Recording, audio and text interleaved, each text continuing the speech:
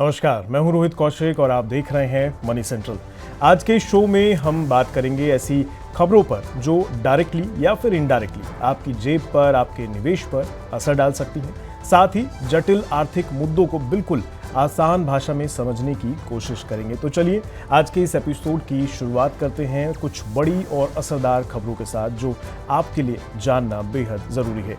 इन खबरों पर डिटेल में बातचीत करने के लिए मेरे साथ मौजूद हैं मेरे सहयोगी प्रवीण शर्मा जी। नमस्कार सर, मनी सेंट्रल में आपका स्वागत है। Thank you Rohit. तो आज का जो मुद्दा है उस पर हम शुरुआत करें उससे पहले मनी सेंट्रल में जो आज की शुरुआत होगी यूएस प्रेसिडेंट डोनाल्ड ट्रंप के एक ऐसे ऐलान से होगी जिसने पूरी दुनिया को थोड़ा हिलाकर रख रखा है। दरअसल ट्रंप साहब ने ईरान के साथ व्यापार करने वाले किसी भी देश पर अमेरिका के साथ उनके सभी व्यापार पर टैरिफ लगाने की घोषणा कर दी है। ये फैसला तुरंत रूप से प्रभावी हो गया है, तो इसका क्या इम्पैक्ट पड़ेगा खासकर भारत पर, इस पर बात करेंगे, इसे समझने की कोशिश करेंगे। इसके बाद हम बात करेंगे ईपीएफओ और ईएसआई पर। क्या ये खबर कह रही है दरअसल सरकार प्रोविडेंट फंड और बीमा योजना की सैलरी सीमा को बढ़ाने पर विचार कर रही है, लेकिन क्यों, इसके पीछे क्या कारण है? सुप्रीम कोर्ट कारण बताया जा रहा है, तो क्या है पूरा मामला, ये भी समझने की कोशिश करेंगे। और कितनी सैलरी में जो सीमा है वो बढ़ोतरी हो सकती है, ये जानने की कोशिश करेंगे। इसके बाद होगी कैपेक्स बजट पर बात, यानी सरकार देश में इंफ्रास्ट्रक्चर पर क्या खर्च करने वाली है। कुछ खबरें आ रही हैं कि इसमें पहले जो 11 लाख करोड़ का हिसाब किताब था उसमें बढ़ोतरी हो सकती है, तो कितनी होगी वो समझने की कोशिश करेंगे। और आखिर में बात करेंगे HCL टेक और TCS पर। दोनों कंपनियों के नतीजे आ चुके हैं और Q3 के हिसाब किताब थोड़े इनके गड़बड़ाए हुए हैं, प्रॉफिट घट रहे हैं, मार्जिन पर मार पड़ रही है और कंपनी कॉस्ट कटिंग के लिए ले ऑफ करने को मजबूर है। इसके पीछे कारण क्या है ये भी समझने की कोशिश करेंगे। तो चलिए शुरुआत करते हैं शो की। तो लौटते हैं अपनी पहली और इम्पॉर्टेंट खबर की ओर, यानी ईरान और अमेरिका की खबर पर।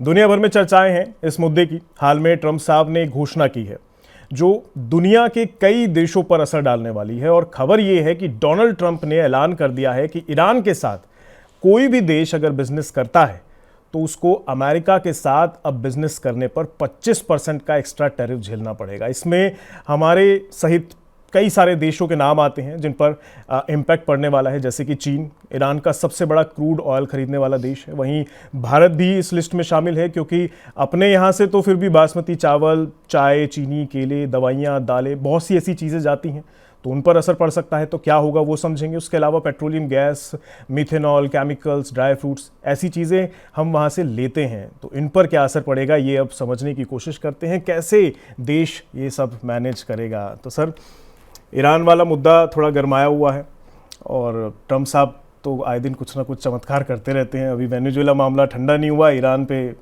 के साथ व्यापार को लेकर थोड़ा सैंक्शंस ऐसे सामने आ रहे हैं, ऐसी चीज़ें टैरिफ वगैरह को लेकर मुद्दे सामने आ रहे हैं। तो थोड़ा आप पहले ब्रीफ करिए कि आखिर मुद्दा क्या है, ट्रंप साहब की मंशा क्या है, चाह क्या रहे हैं वो? नहीं रोहित, देखिए, ईरान एक बड़े टर्मोइल के दौर से, एक बड़ी उथल पुथल के दौर से गुजर रहा है। और ये उथल पुथल अब से नहीं, दरअसल पिछले 3-4 साल से चल रही है। जब एक लड़की महसा अमीनी करके थी, उसको सिक्योरिटी फोर्सेस ने उसकी ब्रूटल किलिंग कर दी थी आवाज़ उठाने के लिए। उसके बाद महिलाओं का संघर्ष हुआ वहाँ लंबा चौड़ा, तब भी वो पूरा प्रोटेस्ट दबा दिया गया। और अब उसके बाद एक बार फिर से डिमॉन्स्ट्रेशंस, लार्ज स्केल पे डिमॉन्स्ट्रेशन स्टार्ट हुए हैं। बहुत सारे मीडिया इस बात को रिपोर्ट कर रही है कि जिस तरह से सख्ती से ईरान इन प्रोटेस्ट को, इन विरोध की आवाज़ों को, जो लोग सड़क पर उतर आए हैं उनको दबाने की कोशिश कर रहे हैं, उसमें आंकड़ा जो बताता है वो बेहद गंभीर आंकड़ा है और बहुत बड़ा आंकड़ा है। तकरीबन 2000 लोगों के मारे जाने की रिपोर्ट जो है वो मीडिया कर रहा है। जो ईरान का जो सरकारी मीडिया है HRANA, उसकी भी रिपोर्ट है कि तकरीबन 650 लोग मारे गए हैं। दूसरे जो मीडिया हाउसेस हैं वो 2000 लोगों के लगभग, और इसमें पुलिसकर्मियों की भी अच्छी खासी तादाद है। तो अच्छे खासे विरोध प्रदर्शन चल रहे हैं ईरान में। 28 दिसंबर से ये पूरे प्रोटेस्ट स्टार्ट हुए और ईरान में अभी पूरी तरह से इंटरनेट को शट डाउन कर दिया गया है। पिछले 2-3 दिन हो गए ऐसे, तब से शट डाउन है। अमेरिका ने साफ तौर पे ईरान को ये बोला था, सख्त एक तरह से वार्निंग दी थी ईरान को कि अगर आपने इन पीसफुल प्रोटेस्ट्स को, जो विरोध प्रदर्शन है, अगर आपने इनको दबाने के लिए बल प्रयोग किया या ताकत का इस्तेमाल किया या लोगों को मारा, तो अमेरिका को इसमें इंटरवीन करना पड़ेगा, दखल देना पड़ेगा।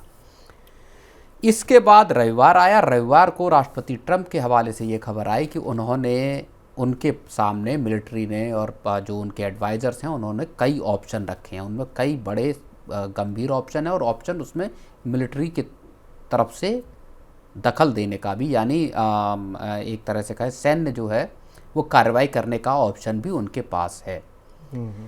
फिर इसके बाद जो है आज खबर आई कि ईरान के हवाले से कि ईरान ने कहा कि साहब हम प्रोटेस्ट पर एक तरह से काबू पा लिया गया और हम हमारे साथ अगर किसी भी तरह की जंग शुरू की गई तो ईरान उसके लिए तैयार है, लेकिन हम अमेरिका के साथ संपर्क में हैं, अमेरिका के साथ बातचीत कर रहे हैं।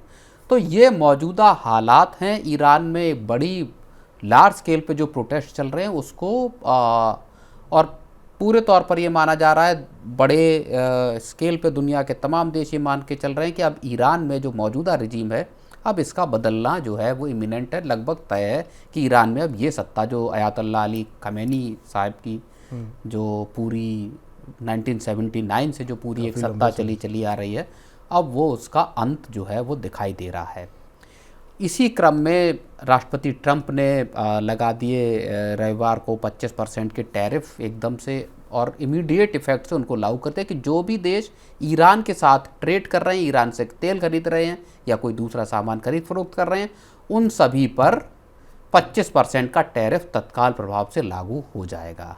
मतलब सर ये एक तो क्या ये वेनेजुएला जैसा इम्पैक्ट अब हम देख सकते हैं यहाँ भी, ऐसा सही समझ आ रहा है? तो देखिए वेनेजुएला में तो अलग तरीके से अलग कंडीशंस थी। वहाँ एक तरह से उनको राष्ट्रपति को कैप्चर कर लिया, उन पे आरोप ये लगे कि वो नार्को टेररिज्म पैदा करते हैं, एक कार्टेल को रिप्रेजेंट करते हैं, ड्रग कार्टेल को।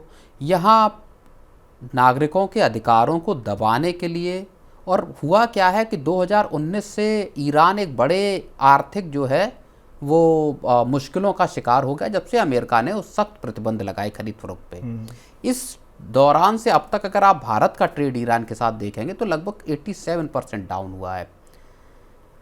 तो ईरान आर्थिक रूप से बड़ी मुश्किल से गुजर रहा है। तेल आप बेच नहीं पा रहे। इससे पहले 2025 में 12 दिन की लड़ाई चली ईरान और इजराइल के बीच में। उस लड़ाई में इजराइल ने ईरान के बड़े एनर्जी के या जो ऑयल के जो रिग्स थे उन सबको उसने तबाह कर दिया। तो ईरान की मुश्किलें और बढ़ गई। बड़े खरीदारों में चीन जैसे कुछ देश हैं जो तेल खरीदते हैं। ईरान की समस्याएं और बढ़ गई। पहले से ही जनता, महंगाई और आर्थिक रूप से कमाई ना होना, इस तरह की तमाम मुश्किलों से ईरान के लोग पहले ही गुजर रहे थे जी।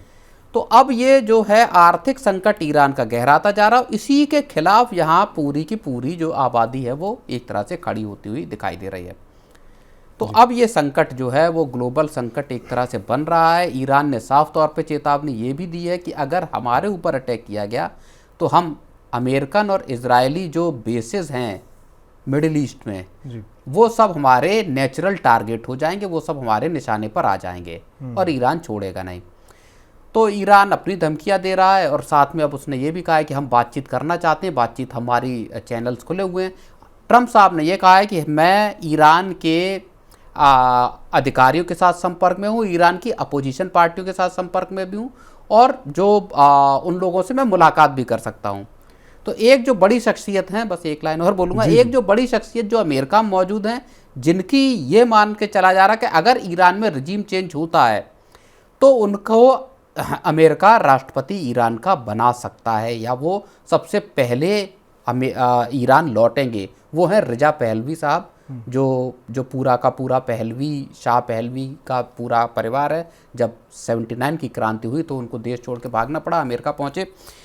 उनके ईरान वापसी की उन्होंने ये कहा है कि जैसे ही यहाँ पे मेरी ज़रूरत होगी, जैसे ही स्थितियाँ अनुकूल होंगी, मैं सबसे पहले ईरान पहुँचूँगा। तो माना ये जा रहा है कि, और उन्होंने कोशिश भी की कि राष्ट्रपति ट्रंप के साथ उनकी मुलाकात हो जाए। अगर मुलाकात होती है, राष्ट्रपति ट्रंप अगर रिजीम चेंज का अगर अमेरिका और इजराइल मिलकर इरादा कर लेते हैं और फिर वहाँ एक्शन किया जाता है, उनको उखाड़ा जाता है अगर, तो फिर आप ये मानकर चलिए कि रजा पहलवी को भी वहाँ कमान दी जा सकती है।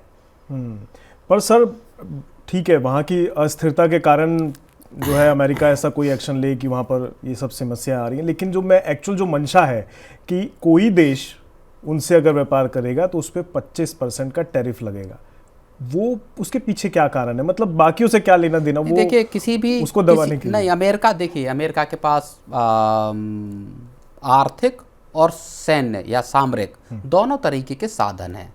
जो आपके पास साम दाम दंड भेद जितने तरीके जो हमारे यहाँ बताए गए हैं, उनका इस्तेमाल अमेरिका अपने इंटरेस्ट को सेव करने के लिए करता है, एक बात। दूसरी बात, कई बार ह्यूमन राइट्स की भी बात आती है कि साहब नागरिकों के अधिकारों के, जैसे यहाँ पे एक मसला ईरान के साथ ये था कि वो न्यूक्लियर बम बनाने को लिए लेके उत्साहित थे। बहुत लंबे वर्षों से उन्होंने न्यूक्लियर बम बनाने की कोशिश की, और ईरान और अमेरिका और इजराइल इस बात के लिए कतई तैयार नहीं है कि ईरान किसी भी हालत में एक न्यूक्लियर बम तैयार करे।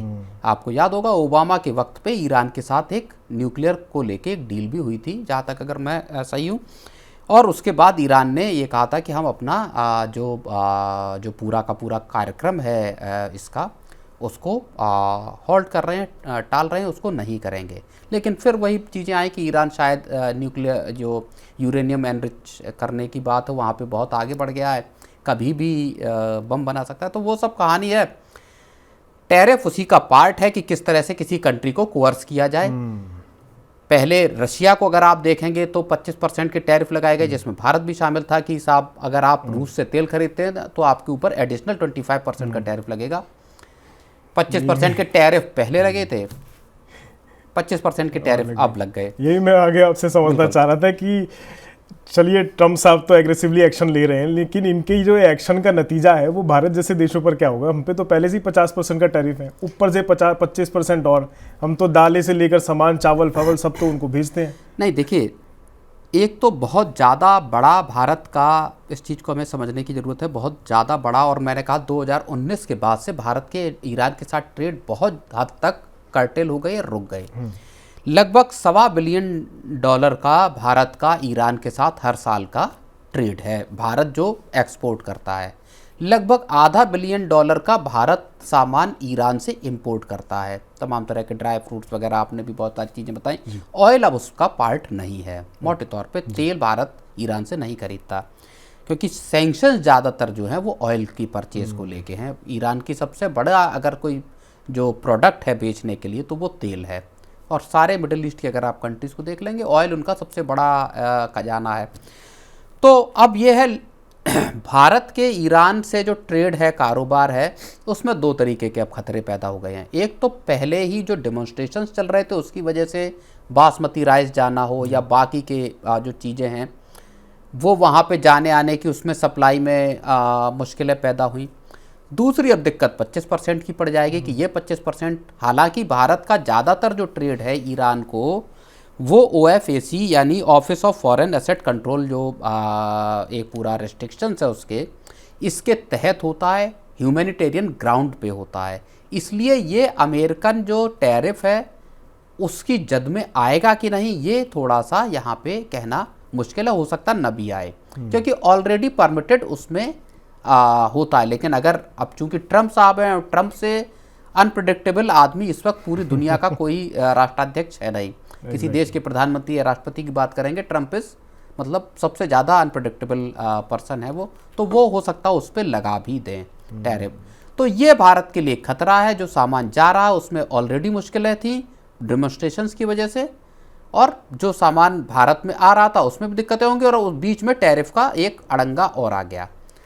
तो भारत और ईरान के कल्चरल जो रिलेशंस है वो बहुत लंबे, बहुत पुराने। और अभी अगरची साहब जो विदेश मंत्री हैं वो भारत आने वाले थे, उनका संभवतः आज से दौरा था, उसको कैंसिल किया गया लास्ट मोमेंट पे, क्योंकि वहाँ पे स्थितियाँ बहुत ख़राब है ईरान में।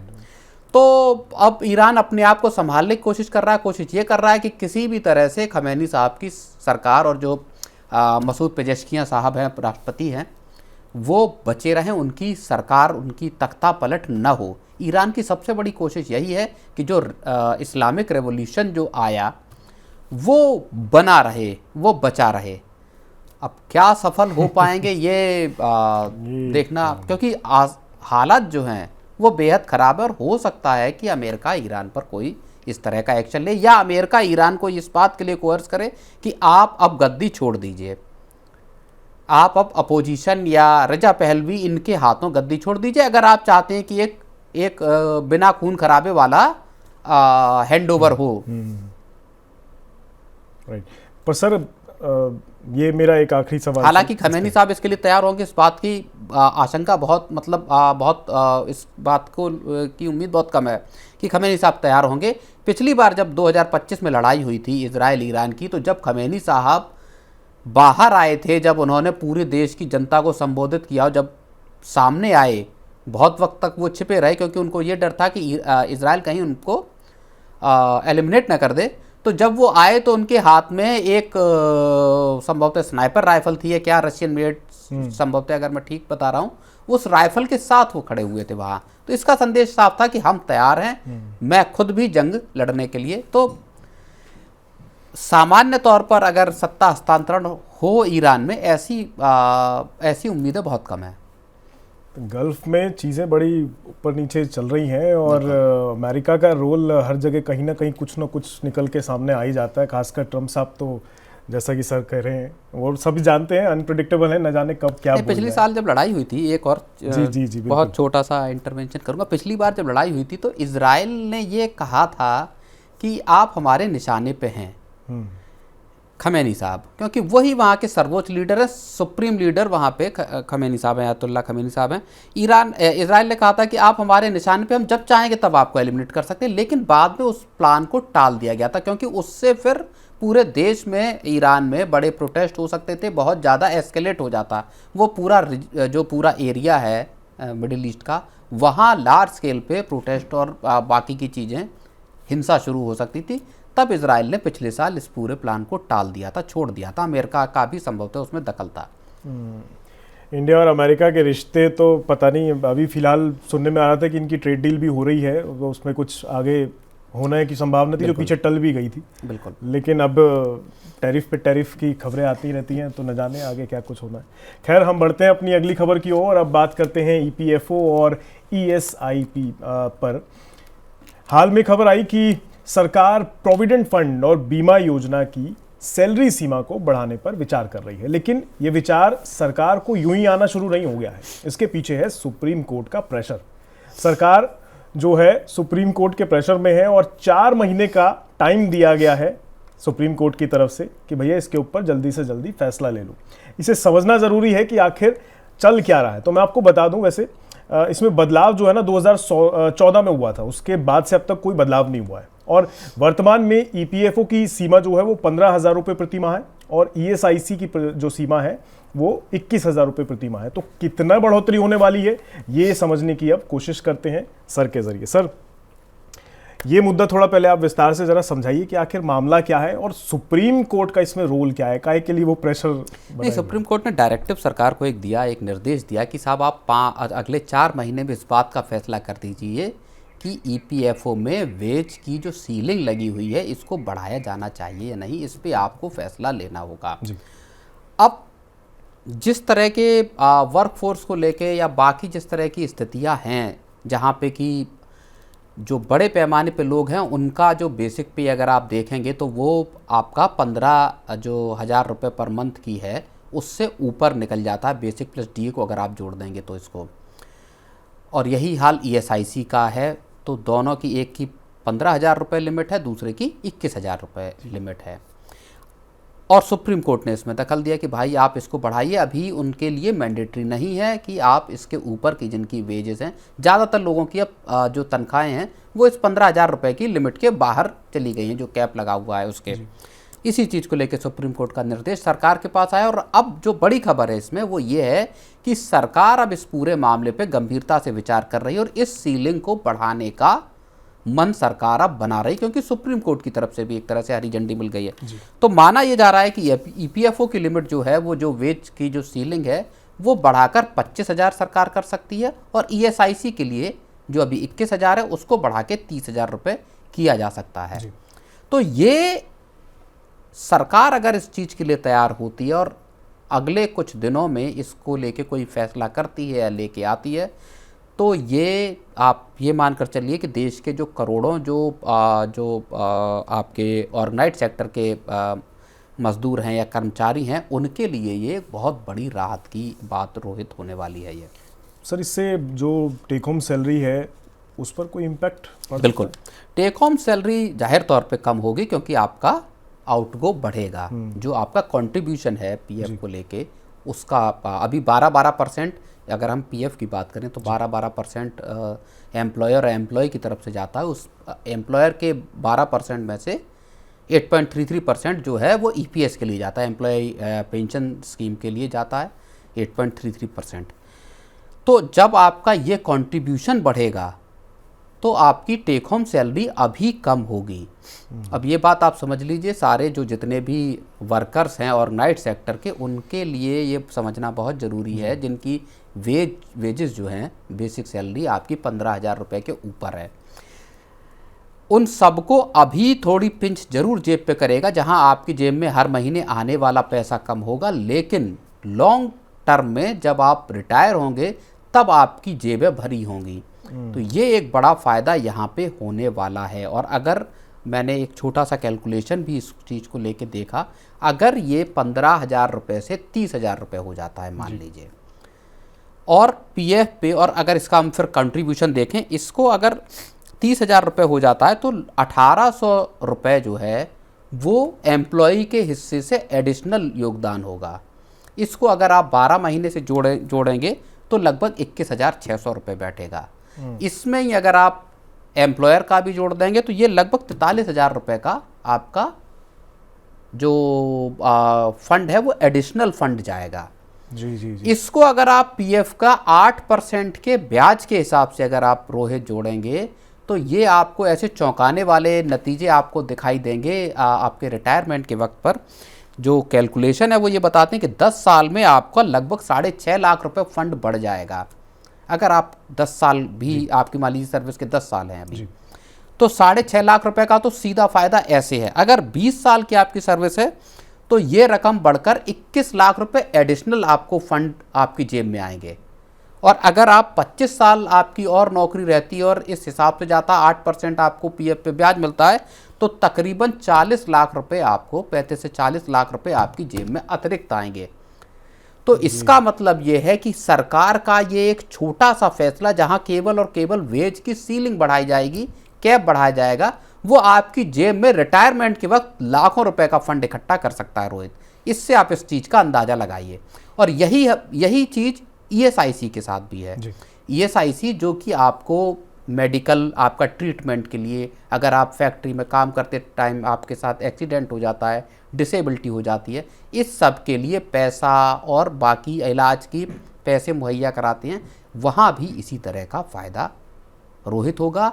फ़ायदा आपकी पेंशन पे भी होगा, जो आपका ईपीएस में पैसा कटता है। ईपीएस के तहत अभी जो पेंशन है वो 1,000 रुपये की पेंशन, पक्की पेंशन सरकार की तरफ से निश्चित की गई है। अब इसको लेके और इस दोनों चीज़ों को लेके सरकार से मांग लगातार चल रही है। कर्मचारी संगठन और कर्मचारी लगातार इस बात की मांग करते रहे हैं सरकार से कि साहब आप एक तो वेज सीलिंग बढ़ाइए, दूसरी ईपीएस 95 के तहत जो पेंशन अभी 1,000 रुपये फिक्स की गई है, इसको आप बढ़ाकर कम से कम 7,500 रुपये कीजिए। अब इसमें बीच में खबरें आई कि शायद सरकार इसको 5,000 रुपये करने का मन बना सकती है। पीएफआरडी और सरकार मिलकर इस बारे में विचार कर सकते हैं। हालांकि उसमें जो कॉर्पस है वो इतना नहीं हो पाता कि 1,000 रुपये से ज़्यादा पेंशन दी जा सके।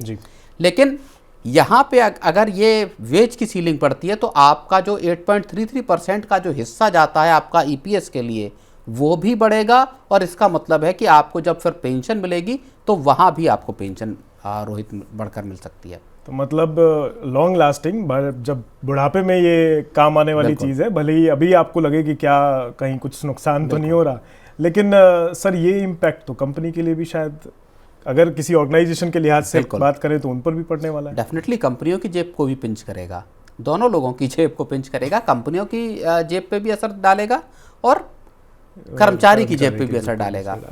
लेकिन इसको अब अगर हम सबको अगर लार्जर पर्सपेक्टिव में समझना हो तो मैं और इस बात को बार बार हम इस चीज़ का जिक्र करते हैं अपने कार्यक्रमों में कि इस देश की एक बहुत बड़ी समस्या इस बात को लेके है कि आप 60 साल के बाद आपके रहने, खाने, पीने, इलाज का खर्च निकलेगा कैसे।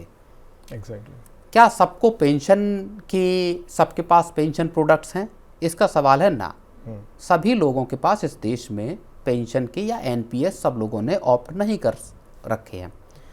तो यहाँ इंतजाम करना, और कम से कम ऑर्गेनाइज्ड सेक्टर में, जिसको सरकार का प्लान ये है, सरकार ये चाहती है कि ज़्यादा से ज़्यादा जो वर्कफोर्स है, जो कामकाजी तबका है देश का, वो ऑर्गेनाइज्ड या फॉर्मल वर्कफोर्स में शामिल हो। इसका मतलब ये है कि ज़्यादा से ज़्यादा लोगों का पीएफ कटे, ज़्यादा से ज़्यादा लोगों का ईपीएस के लिए पैसा कटे, ज़्यादा से ज़्यादा लोग सिक्योरिटी, सोशल सिक्योरिटी नेट के तहत आएँ।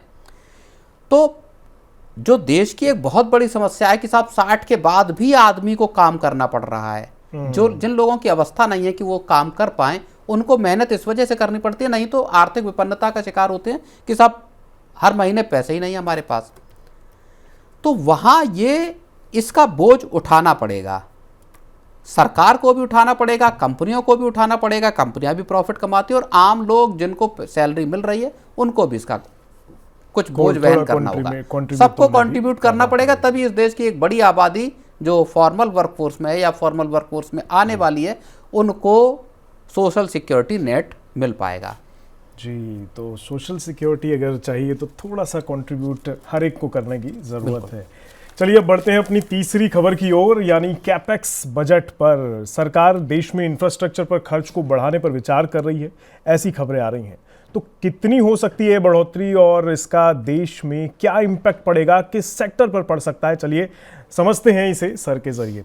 सर, पहले तो जो है थोड़ा आप ये कैपेक्स बजट का मुद्दा समझा दीजिए, और दूसरा सुना है कि भाई करीब पिछली बार ये 11 लाख करोड़ के आसपास था, इस बार जो है 12.5 लाख करोड़ का हिसाब सामने आ रहा है कि ऐसा हो सकता है। तो इसे थोड़ा ब्रीफ करिए कि क्या है मामला।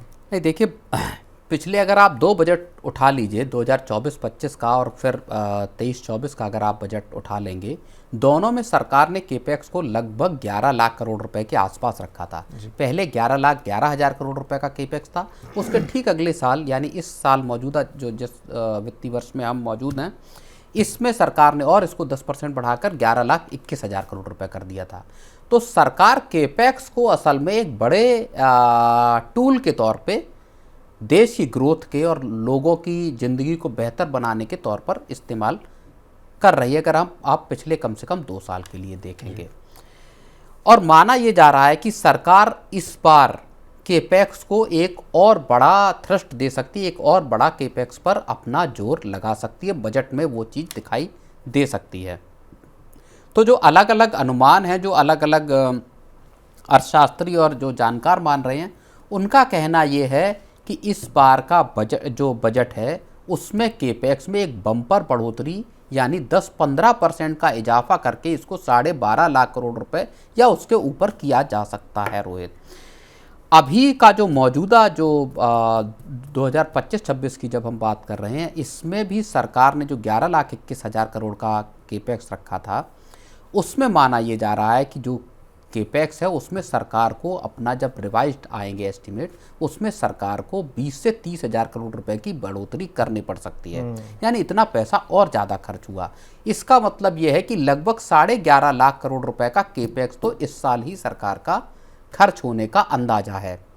इसके ऊपर अगर 10 से 15% सरकार केपेक्स और बढ़ाती है तो ये फिर नंबर आपका 12.5 लाख करोड़ रुपए के आसपास पहुंच जाएगा। और ये पूरा पैसा फिर देश के इंफ्रास्ट्रक्चर से लेके राज्यों को जो पैसा दिया जाता है उस तक में रोहित जा सकता है। केपेक्स के जरिए, किसी भी देश में केपेक्स, जब कैपिटल एक्सपेंडिचर के जरिए लॉन्ग टर्म की एसेट्स क्रिएट की जाती हैं, जिनसे आगे जाकर कैपिटल भी आता है, रेवेन्यू भी आता है, और उनके जरिए बड़े पैमाने पर नौकरियां भी पैदा होती हैं। रोहित, तो सर जाहिर है कैपेक्स का बजट जब बढ़ेगा तो उससे तो सिर्फ ये देश के इंफ्रास्ट्रक्चर की बात नहीं है।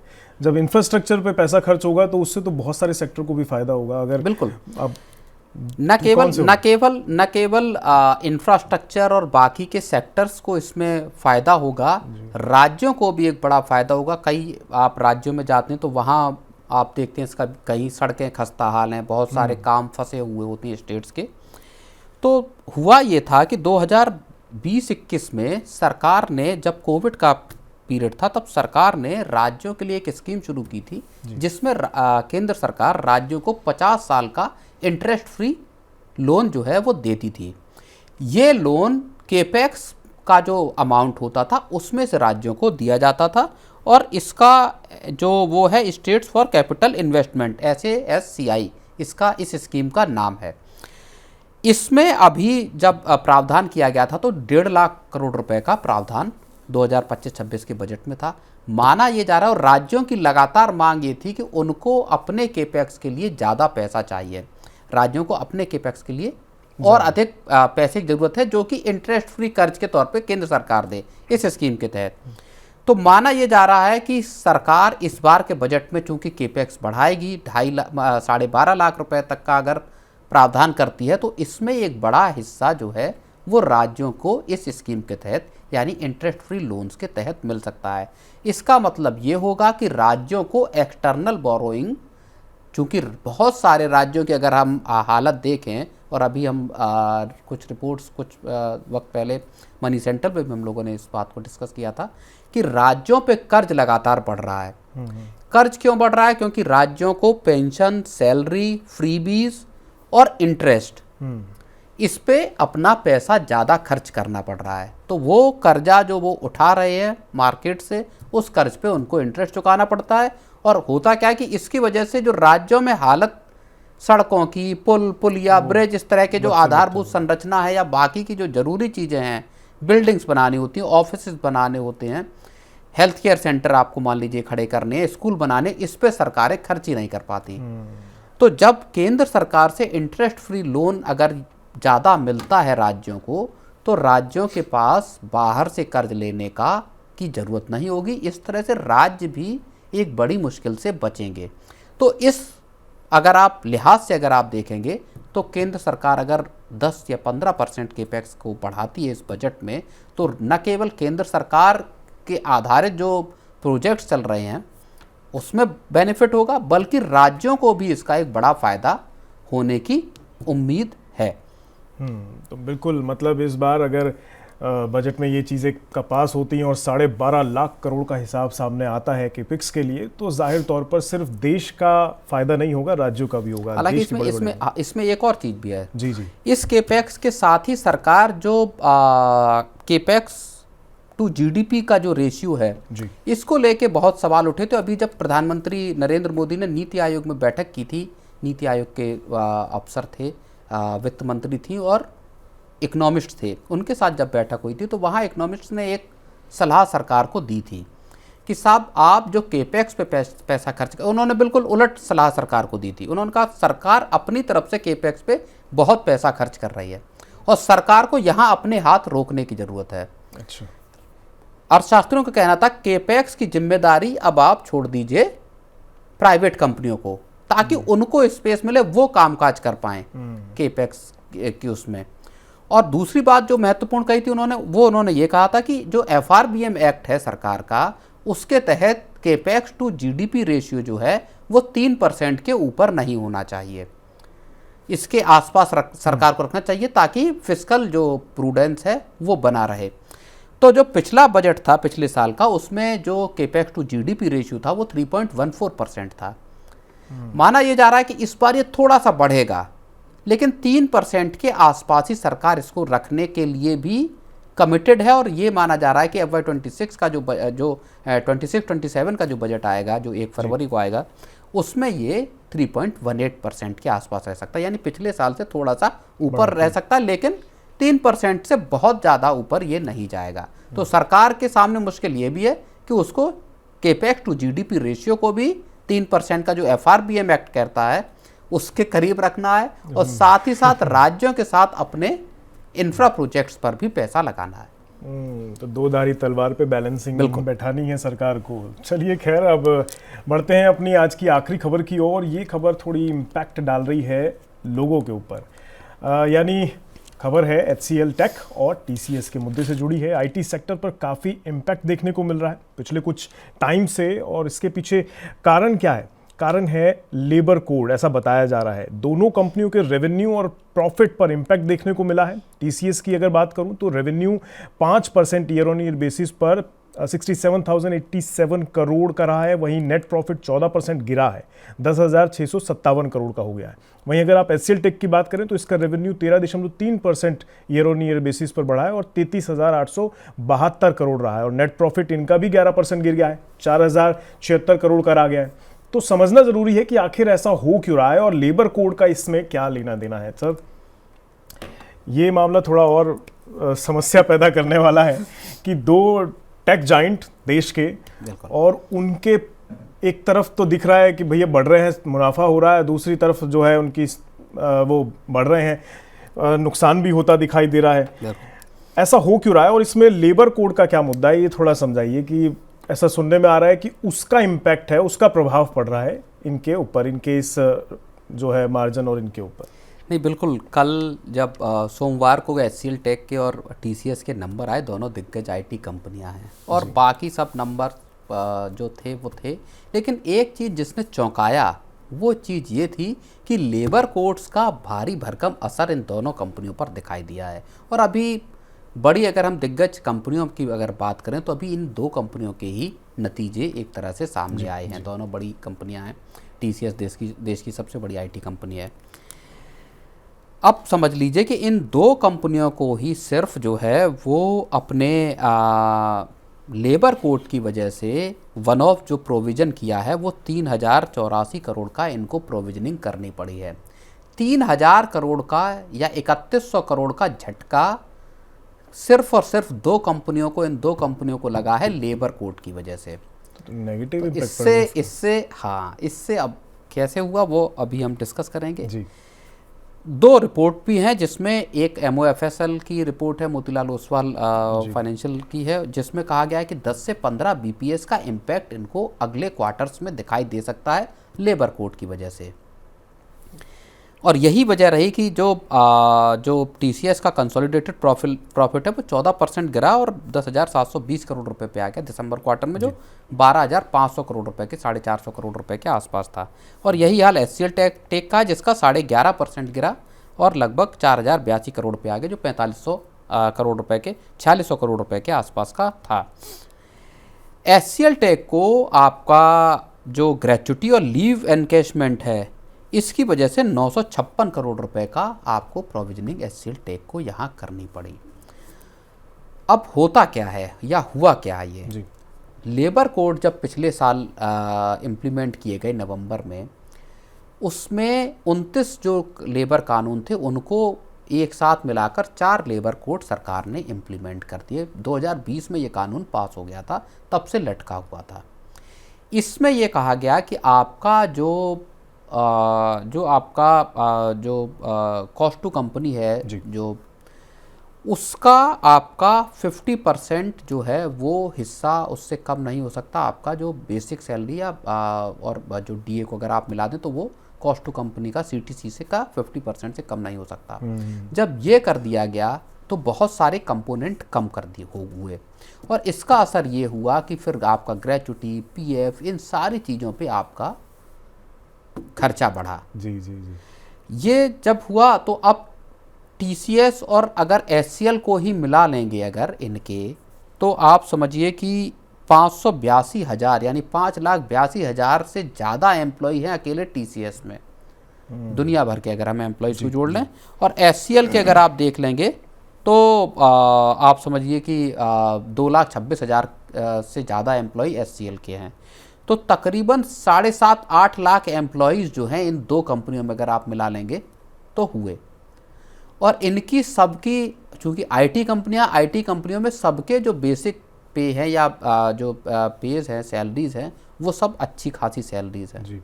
तो कंपनियों पे, ऐसी कंपनियां जिनके बड़े एम्प्लॉय बेस हैं, वहाँ अगर मामूली सा भी कोई फेरबदल आपके किसी भी कंपोनेंट में होता है या सरकार की तरफ से अगर कोई निर्देश आता उसकी वजह से अगर होता है, तो इन पे वो खर्चा सैकड़ों करोड़ रुपए में चला जाता। वही चीज़ यहाँ पे हमको दिखाई दी है। तो पहला लेबर कोड्स का एक तो बात ये ठीक है कि बहुत सारे क्योंकि एम्प्लॉयज़ को फॉर्मल वर्कफोर्स में लाने की बात है। बहुत सारे बड़े रेडिकल बदलाव किए गए हैं भारत के वर्कफोर्स को बेहतर बनाने के लिए, लेकिन उसका एक असर यहाँ अब दिखाई दे रहा है। जिन कंपनियों के बड़े एम्प्लॉय बेस हैं और जिन्होंने लागू कर दिया, वहाँ पे उनके जो रेवेन्यूज़ हैं या जो प्रॉफिट हैं, वहाँ पे उसका असर जो है हज़ारों करोड़ के तौर पर दिखाई दे रहा है। रोहित सर, मतलब क्या ये समझेंगे, अभी मैं हाल में एक खबर भी पढ़ रहा था कि टीसीएस में काफ़ी छटनी हो रही है, काफ़ी लोगों को निकाला जा रहा है, तो ये इसी चीज़ का इम्पैक्ट है? नहीं, ये इसका इम्पैक्ट नहीं है। हो ये रहा है कि दुनिया भर में एआई की वजह से बहुत सारी आईटी कंपनियों में रिस्ट्रक्चरिंग चल रही है पूरी दुनिया में जी। और यहाँ भी एक बहुत अच्छा आंकड़ा है जो समझने का है। अभी तक आप अगर याद करें बीते मतलब पिछले साल तक ही अगर आप देखेंगे तो कंपनियां अपने रेवेन्यू में एआई का रेवेन्यू दिखाया नहीं करती थी, आईटी कंपनियों की खासतौर पे, क्योंकि वही एआई के धंधे में है। अब जब दिसंबर क्वार्टर के नतीजे दिए हैं तो टीसीएस ने बताया है कि एआई से उसका रेवेन्यू जो है वो 1.8 बिलियन डॉलर रहा है। और मुझे याद है पिछली बार संभवतः सबसे पहली बार विप्रो या एचसीएल टेक ने ही अपने एआई से इनकम को बताया था। एचसीएल टेक का इस क्वार्टर में जो है अगर आप रेवेन्यू देखेंगे तो 14.6 करोड़ डॉलर का एचसीएल को भी रेवेन्यू मिला है एआई से। तो इससे आप अंदाज़ा लगाइए। और जो दुनिया भर में छटनियाँ हो रही हैं, चाहे अमेजोन हो चाहे बाकी की कंपनियाँ देख लीजिए, आईटी सेक्टर में व्यापक तौर पे हेड काउंट जो है वो बदल रहे हैं। जो लोग एआई सीखने में असमर्थ हैं या उसके लायक उनको नहीं माना जा रहा, उन सब की नौकरियों पर एक बड़ा खतरा पैदा हो गया है। तकरीबन 11,000 से ज़्यादा एम्प्लॉय कम हुए हैं टीसीएस के इस क्वार्टर में। 3 महीने में 11,500 एम्प्लॉय के आसपास टीसीएस के कम हुए हैं। और बहुत सारे जो अपुष्ट नंबर हैं वो तो आप समझ लीजिए कि वो सिलसिला पीछे से चल रहा है। तो एआई जो है वो सबसे बड़ा एक तरह से कारगर टूल भी है और दूसरी तरफ से अगर जो लोग नहीं सीख रहे उनके लिए परेशानी का सबब भी है। रोहित सर, अच्छा, अभी क्योंकि हम ईपीएफओ और ईएसआईसी की बात कर रहे थे, ये तो इससे भी कनेक्टेड है। क्या इनकी हायरिंग निकाल रहे हो तो एक अलग बात है, क्या हायरिंग पे भी इम्पैक्ट पड़ेगा, क्योंकि ये तो इन पे भी लागू? बिल्कुल, हायरिंग पे भी इम्पैक्ट पड़ रहा है। अब कंपनियां अपने पूरे वर्कफोर्स को रीअलाइन कर रही हैं। अगर मैं सिर्फ और सिर्फ आईटी कंपनियों की बात करूं, पूरे वर्कफोर्स को इस आधार पर जिन लोगों से बात होती है जो आईटी सेक्टर में, वो ये बताते हैं कि अब जो एम्प्लॉय हैं उनको बस अब इस नज़रिए से देखा जा रहा है कि क्या आप एआई पे काम कर सकते हैं या नहीं कर सकते। आप किसी भी तरह से कंपनी के और एआई के जो कड़ी है उसमें कहीं फिट बैठ पा रहे हैं या नहीं। कोशिश कंपनियां ये कर रही हैं कि ना निकालना पड़े, लेकिन जब एम्प्लॉयज़ इस तरह के हों कि जो एआई में कहीं फिट नहीं बैठ रहे, वहाँ फिर कंपनियों को छटनी करें, क्योंकि अल्टीमेटली माहौल इतना कॉम्पिटिटिव है जहाँ पे आपको खुद भी सर्वाइव करना है। तो कंपनियों की एआई को लेकर, और देखिए चाहे मुकेश अंबानी हो या दूसरे बड़े बिजनेस टाइकून हो, सब एआई पे अपने लंबे चौड़े प्लान लेके आ रहे हैं। तो मतलब एआई जो है अच्छी चीज़ तो है, लेकिन जो सभी के साथ अपग्रेड नहीं होगा उसके लिए परेशानी बढ़ना बिल्कुल, इसीलिए कहा जाता है री स्किलिंग, स्किल अपग्रेडेशन बहुत जरूरी है। और आईटी की अगर आप बात करेंगे तो वाकई वहाँ पे री स्किलिंग बार बार लोगों को करनी पड़ती है, लगातार पढ़ना पड़ता है। एआई तो मतलब सिर्फ इसी सेक्टर के लिए नहीं, और भी कई सेक्टरों के लिए परेशानी का सबब बन सकता है। चलिए अब शो को वाइंड अप करने की ओर बढ़ते हैं। सर, आपने बहुत बारीकी से चारों मुद्दों को समझाया, उम्मीद है हमारे दर्शकों को भी समझ आया होगा अच्छे से। आपका बहुत बहुत शुक्रिया सर अपना कीमती समय देने के लिए। अब हम तमाम मुद्दों पर ऐसे ही और चर्चाएं करते रहेंगे, और अगर आपको ये ऐसी चर्चाएं पसंद आती हैं तो आप हमारे शो को ऐसे ही प्यार देते रहिए, बने रहे हमारे साथ, देखते रहिए बिजनेस जगत की तमाम खबरें मन 9 पर। नमस्कार।